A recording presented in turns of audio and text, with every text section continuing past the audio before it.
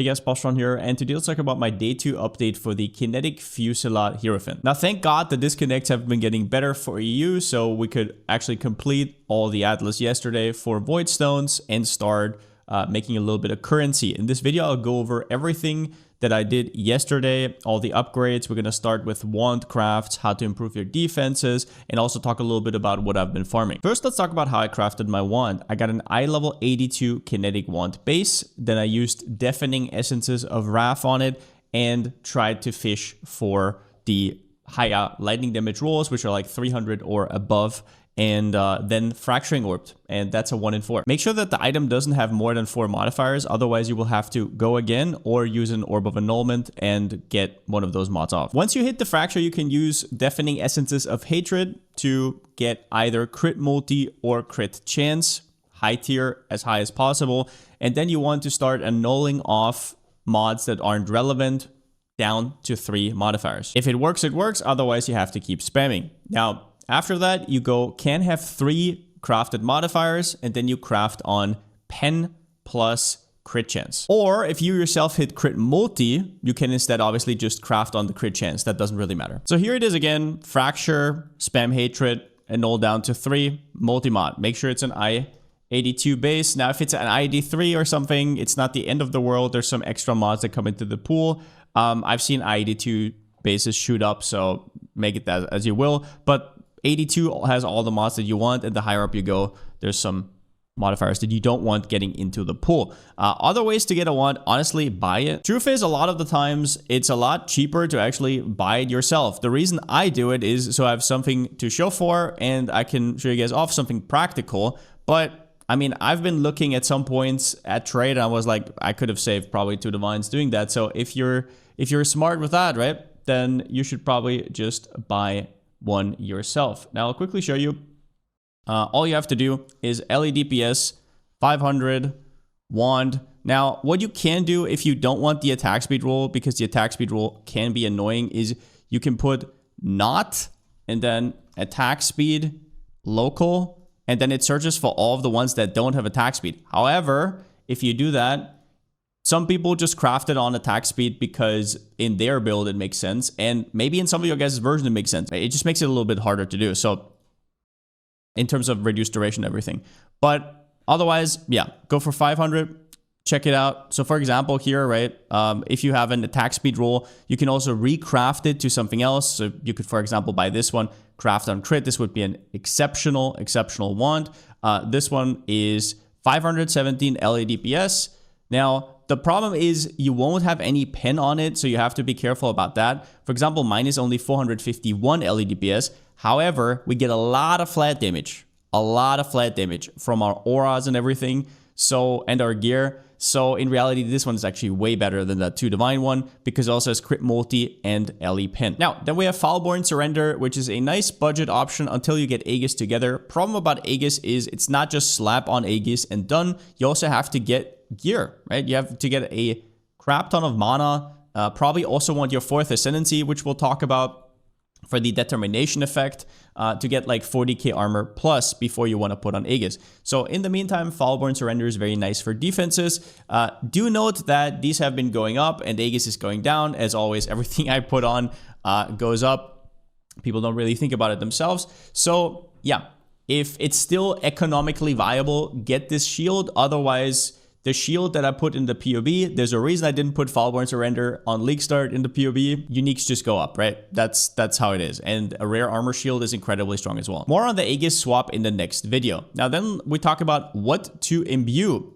So there's actually a really good website here that I will link down below in the description, where you can just type in Kinetic Fusillade, and then you will see what can happen if you apply a coin. So if you don't know, I can show you right here. The Kinetic Fusillade can have an imbue.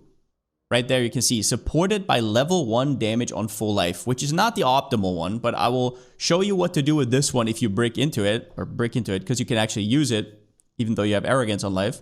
But the best possible one you can roll for is with the red coin. Right? So coin of power. So Whenever you get to level 20 on your Kinetic Fusillade, make sure you quality it before you corrupt it. You can use either Coin of Power for a random red level 1 support, blue with Coin of Knowledge, or Coin of Skill with green. Now I'll go over all of these, but the gems to avoid are less duration and Ballista Totem support. Less duration because it will be a level 1 version with no quality. So when you think about which gems are good, you have to think about how they scale. So for example, a level 1 less duration is absolutely garbage and you lose the quality. It's trash. Throw it in the gutter. It is unusable. It's a brick, just as anything else that doesn't really factor into your build. And Ballista Totem support, the problem here is that Ballista Totems, when they're connected to Ballista Totems support, is scaled off of the level of Ballista Totem itself. So a level 1 Ballista Totem will die to Act 2 mobs. So you can imagine what happens if you try to replace this in your build. Now the GG here is LE damage with attacks and also inspiration, and also volatility is very strong. Volatility if you're more on the Wrath side of things, or if you maybe want to go for a lightning version, volatility is very strong. Other than that, life tap is okay. It's 10% more damage and it makes it so you can run no region maps. It's not the end of the world. More duration is obviously a brick. All of these other ones are a brick for the most part. Now, make sure you have other Kinetic Fusillades ready from your offhand that you leveled, just in case you get something absolutely outrageous like Brutality, so then you cannot continue to play your build. I can also go for green. It's a lot harder to hit something relevant, but for example, if you hit GMP and you can support the duration, also quite strong. Swift Affliction is an interesting level 1 because it gives 25% less duration and it doesn't scale with levels, so it's as good as level 1 as later. So this might, in theory, alleviate you from having to use a Dusk Ring. Maybe. Is that worth it over like 20% more damage from LE damage with attacks? Not too sure. The most important thing I want to say here, though, is that some people are using, I don't know, Cruelty, 10% more damage. Just know that your mana cost will go up. You actually get that mana cost. So for example, Greater Volley, 150 mana multiplier, right? 130. These all get applied with a level 1. So you're going to considerably increase your mana cost for something, I don't know, like if you hit something that gives you 5 to 10% more damage. Is that worth it? For me personally, on a Hierophant, it's not really an issue. I can spam mostly as many totem as I want to, but just keep that in mind. Now then, let's talk about one of the craziest upgrades you can make in this build, and it is 2 Divines, even though this build is meta. And the reason is that everybody's running strong boxes and they're dropping Corrupted from that new Jewel strong box.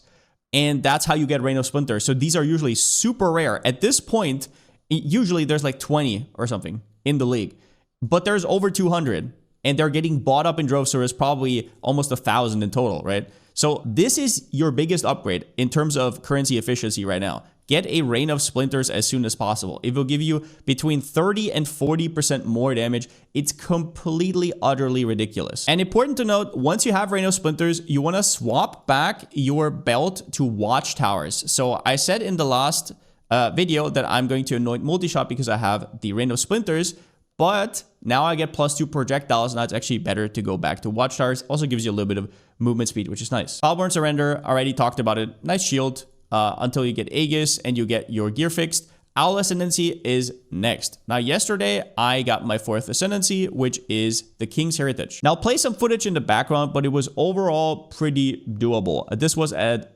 depth 230, and it was with reduced extra damage from crit, so I dealt significantly less damage. At this point, I had like 10 million damage, so subtract, I had like 6 million damage in the fight probably, and it was very doable. If you know the mechanics even more so, the spell block, attack block really helps out there, and yeah, overall, you can either buy a carry or a taxi. Carry means they kill the boss for you, and then you can just collect the altar at the end. And taxi means they just get you there because it's their instance, and then you kill the boss, you get the loot, and yeah, you get the altar. Now, then you take King's Heritage, and just so you know, this has been buffed this patch. This is still on the old PoB client. You can now have both Determination and Anger. If your maximum and your charge is the same as your minimum, it now says maximum and minimum, so you get both the Anger and Determination effect. So make sure you're using Anger whenever you have this Ascendancy again. So for example, you can see right here, I swap back to Anger, And if you're still running volatility, go back to LA damage with attacks. Do note that in the all fight, you need flares. So you need to first actually unlock your mine encampment. This happened to me. It was a little bit embarrassing. I had to pay an extra divine. It is what it is. But you need to get in the Azerite mine and do one node. Any node, get a little bit of Azerite, then go here and get 3 of these. Because in the owl fight, he will like summon darkness, and then if you don't have them, you die. Now, if you can't do owl yet, or you don't want to do it yet, trade 820 doesn't have any. Okay, you have to wait until the Delvos are there. You can get the Lycia early. This is by Tatiantel, which I did not realize is actually decent, right? So this is like an ascendancy that you can just take for a while. Sorry, Lycia is here. Bitter Heresy, quite good. Create Profane Ground instead of Consecrated Ground. This gives you a little bit of extra crit. They take a little bit extra damage. It's like not great. It's like 10 to 15% more damage, but it's better than nothing. And you can do it from Sanctum. So killing Sanctum. So even Quest Sanctum has a Lycia, can kill it, and you get the altar at the end. Do note that you will have to use Purifying Flame in your Arcanist brand. Overall, do I think that's the best way to go about it? Is it worth your time? Probably. Yeah, probably in hindsight. Maybe I would have done it. You can also just do Tiger and get your Hunt Leader, whatever you prefer. But this is a very cute alternative as well. Now, talking about Arcanist brand, I changed my gems around a little bit. So you will notice here that I have an Arcanist brand again. And this time around, I'm using it to cast Flame Wall and Elemental Weakness and get a little bit of more duration on it. The reason I did this is just because it's more comfy. You plop it down once and then the Flame Walls stand for even longer. The LE Weak is getting auto-applied. Against moving enemies, you don't have to target. You just put down the brand before the boss spawns. Boom. And then it gets both applied. It's just very, very cozy this way.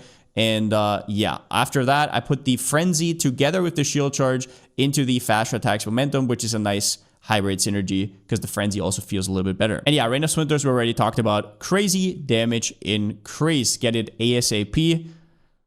Wow, I love that Reign of Splinters is cheap. That is actually such a big deal for this build because with the explosion of how many people are going to play this build, I still remember in Frisia when people called me crazy when I was league starting this. So it's really nice to see that this time around, Reign of Splinters is super, super cheap. So there you go. All right. Other than that, I don't think I've really changed much. I might have replaced my helmet. Yeah. I replaced the shield. My rings are still poo-poo. My gloves will be on the chopping block soon. My boots will be on the chopping block. But like I said yesterday, those are most of the changes that I did. And I already saved up for another swap into Yoke of Suffering and Time Clasp. But more on that tomorrow. That one's a little bit more expensive. And yeah, in terms of passive tree, have I really changed anything? Let's see. Oh yeah, you'll see practical application. Don't mind this. If you need it, it's cool, right? It gives you a little bit of attributes and res. The only reason I have that still is because my rings are absolutely atrocious and I have like no resistances and stats because I'm sacrificing quite a bit for Kayla's res right now. Yeah, nothing exciting yet. Like I said, Cluster Jewels probably coming tomorrow or day after. As for what I've been doing for money, mostly altars. Mirage is quite strong with altars. When you go into the Mirage, it will reset your altar buffs, but there's just so many monsters crammed up and you get just a fresh 3 to 4 new altars and it is quite strong. It does give you a lot extra currency, so I would highly recommend that, and Beyond is perfectly made for it as well. Now, do note that a lot of things from the strats I'm going to show you in a second here are going to be good in the first few days of the league. So if you watch this later, it's probably already outdated because right now there's a lot of bubblegum currency that you can pick up that's worth money. Val Orbs, Chaos Orbs, Instilling Orbs, Gem Cutters, Prisms. All of these are worth still a lot relatively to a Divine, but that will wane. And the same is true for the Tainted currency. Now, first thing I want to say is that if you farm Beyond, there is a new currency orb. This one right here, the Volatile Val Orb, is basically the corruption from Path of Exile 2, and it is worth quite a bit. The only way to get this one is from Beyond in the Mirage, and it's not just from the bosses. I want to make this clear. I dropped this from a non-boss, from a normal monster, but the bosses dropped the most of them. But this is a big upside for Beyond with Mirage. Now, important to know, I have 2 trees here for the Atlas trees, Exarch and Blueprints and Exarch and Beyond. The Blueprint 1 is less currency per hour, but it's easier because you don't have to do Beyond. But Exile and Beyond is quite a bit better in terms of currency. So here I just did red altars with a little bit of added smugglers caches. You get the blueprints. Do make sure that you check the blueprints before you sell them for the extra revealed. So you can get extra revealed, and those are worth 30, 40 chaos. You will see this on the blueprint if it says 3 out of 3 or 4 out of 4 rooms. Otherwise, there you go. It's just like 4 or 5 chaos each. And after that, we have the harder version, which is Beyond. Now, as you can see, the scarabs are domination scarabs and influencing scarabs on both of them, as many domination scarabs as you can fit in. And here I just go for all the Beyond clusters. Nothing really to write home about. The block nodes here are mostly to make the Mirages align a little bit better, because Mirages spawn close to mechanics. So if you delete all the mechanics you don't want, it's a little bit more even. And also it makes your scarab drops better, because these also make it so you don't drop irrelevant scarabs. But that's about all I got for today. Most likely tomorrow I'll swap to Aegis. Definitely will swap to Yoke of Suffering. I already have these set up, so that will be quite a damage increase. And yeah, after that, maybe get some Forbidden Flame, Forbidden Flesh, get the character a little bit stronger overall. And yeah, there you go. But yeah, hope everything is going well on your guys' end as well. And next update tomorrow, as always. See you then. And since I still don't have a slogan, see you next time.